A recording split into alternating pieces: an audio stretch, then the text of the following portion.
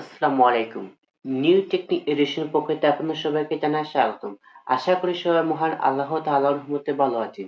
HSC 2024 সালের হিসাব বিজ্ঞান প্রথম প্রথম পত্র ফাইনাল সাজেশন নিয়ে আজকে আমরা দ্বিতীয় পত্রের ফাইনাল সাজেশনের জন্য এসেছি।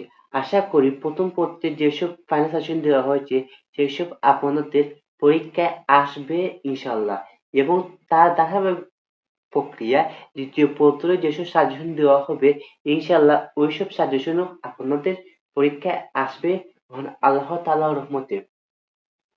সো বেশি কথা না বাড়িয়ে আমাদের মূল ভিডিওটি শুরু করা যাক। মূল ভিডিওটি শুরু করার আগে আপনাদেরকে বলে রাখি, যারা এই চ্যানেলটি সাবস্ক্রাইব করেছেন তাদেরকে অনেক ধন্যবাদ, এবং যারা এখন সাবস্ক্রাইব করেনি প্লিজ সাবস্ক্রাইব করে পাশে থাকবেন, যাতে এইরকম যে কোনো ধরনের সাজেশন পেতে হতো, যে কোনো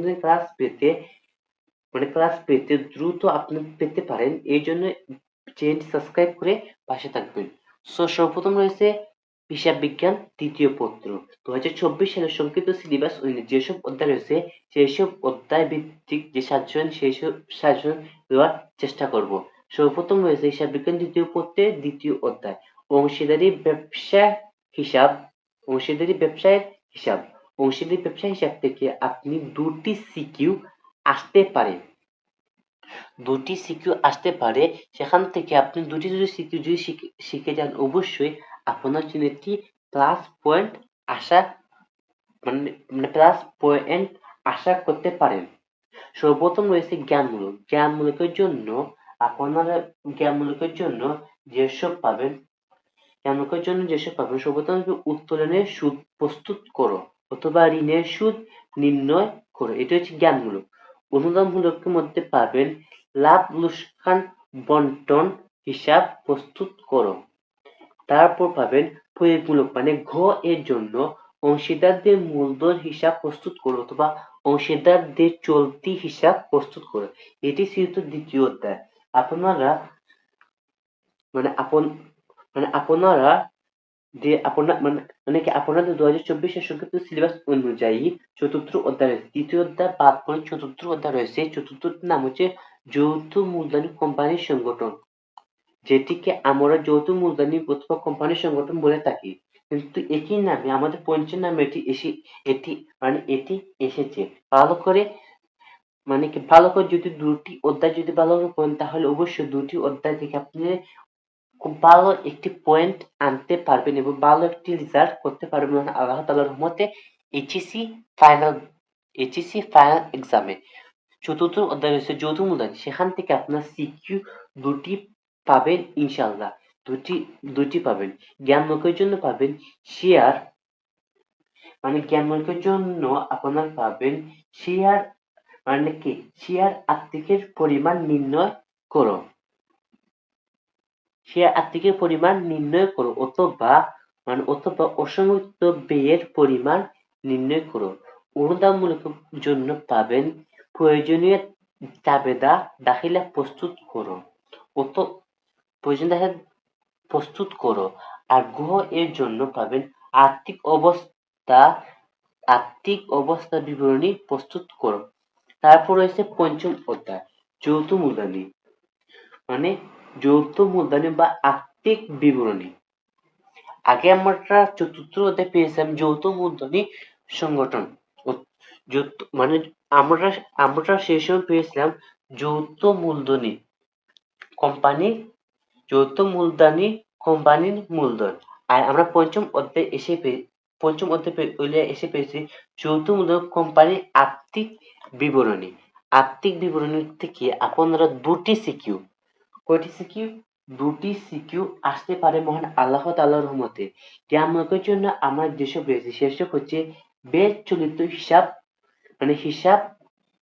হিসাব উন্নতি। তারপর একটা পাবেন বিক্রিত পণ্যের ব্যয়ের নির্ণয়। খ এর জন্য অনুদানমূলকের জন্য পেতে পারেন চলতি বছরে মোট মুনাফা অথবা ক্ষতি। তারপর পেতে পারেন বিশদ আয়ের বিবরণী প্রস্তুত করো গ এর জন্য পেতে পারেন মানে প্রয়োগমূলকের জন্য পেতে পারেন সংক্ষিপ্ত, প্রয়োগমূলকের জন্য পেতে পারেন সংরক্ষিত, সংরক্ষিত আয়, আয় বিবরণী, উদ্দেশ্য অথবা দেশ। এখানে একটা লিখেছি দেশ, মানে এখানে একটি টাকার দরে, মানে এখানে কিছু টাকা দেওয়া হবে, টাকা সংখ্যা দেওয়া হবে, সেই টাকার দরে মালিকানা সত্ত্ব বা দায় পরিমাণ করো নির্ণয় করো। তারপর মানে কি, তারপর পাবে সংক্ষিপ্ত আয়ের বিবরণী। এটি হচ্ছে মূলত পঞ্চম অধ্যায়। ষষ্ঠ অধ্যায় এর মধ্যে পাবেন আর্থিক বিবরণী, মানে আর্থিক বিবরণী থেকে আপনারা 2টি সিকিউ পেতে পারেন ইনশাল্লাহ, 2টি সিকিউ পাবেন। তারপর মানে জ্ঞানমুখের জন্য পাবেন, পাবেন মানে অলৌকিক সম্পদ। অলৌকিক সম্পদ মানে হচ্ছে অদৃশ্য সম্পদ। অলৌকিক সম্পদ বা বিনিয়োজিত মূলধনের পরিমাণ নির্ণয় করো। তারপর পাবেন বিক্রিত পণ্যের ব্যয়, মোট মোট লাভ বের করো। ব্যয় অথবা মোট লাভ বের করো। তারপর অনুদান মূল, মানে খ এর জন্য পাবেন চলতি অনুপাত, চলতি অনুপাত বা তীব্র অনুপাত কার্যকারিতা মূলধনের অনুপাত বের করো। তার কার্যতা মানে কি, কার্যতা বের করো। তারপর পেতে পারেন মোট লাভ বা নেট লাভ অনুপাত, মানে কি অনুপাত বিনিয়োজিত মূলধনের আয়ের, মূলধন আয়ের অনুপাত বের করো অথবা থাকতে পারে প্রতিষ্ঠানের মুনাফা অর্জনের ক্ষমতা যাচাই করো। এটা হচ্ছে খ প্রয়োগ অনুধাবনমূলকের জন্য, এবং গ এ প্রয়োগমূলকের জন্য পেতে পারেন মজুর অবস্থা অনুপাত, মানে দেনাদার, মানে কি দেনাদার অভ্যন্তর বা অনুপাত বা পাওনাদার অভ্যন্তর বা অনুপাত বের করো। তারপর থাকতে পারে দায় মালিকানা অনুপাত ব্যয় করো। এটি হচ্ছে ষষ্ঠ অধ্যায়ের, এখন হলে আমরা সপ্তম অধ্যায় বেতন ও মজুদ, পণ্য, বেতন ও মজুরি।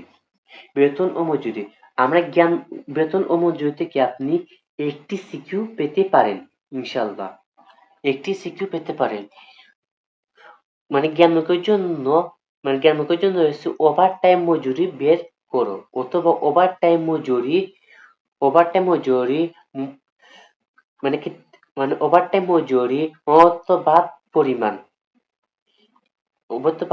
তারপর মানে কি, তারপর অনুদানমূলকের জন্য পেতে পারেন মোট উপার্জন নির্ণয় করো, অথবা বেতন বা মজুরি নির্ণয় করো। গ এর জন্য পেতে পারেন নিট বেতন বা মজুরি বের করো, অথবা বেতন সংক্রান্ত জাবেদা। এটি হচ্ছে মূলত সপ্তম অধ্যায়ের,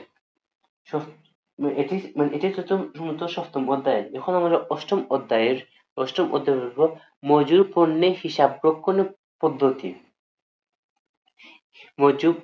মজুদ পণ্য হিসাব রক্ষণের পদ্ধতি, এটি এই অধ্যায়টি মূলত হিসাব বিজ্ঞান দ্বিতীয় পত্রের সর্বশেষ যে অধ্যায় রয়েছে সংক্ষিপ্ত সিলেবাস অনুযায়ী সেটি, সেখান থেকে আপনারা 2টি সিকিউ পেতে পারেন ইনশাল্লাহ। সর্বপ্রথম জ্ঞানমুখের জন্য আপনারা পাবেন,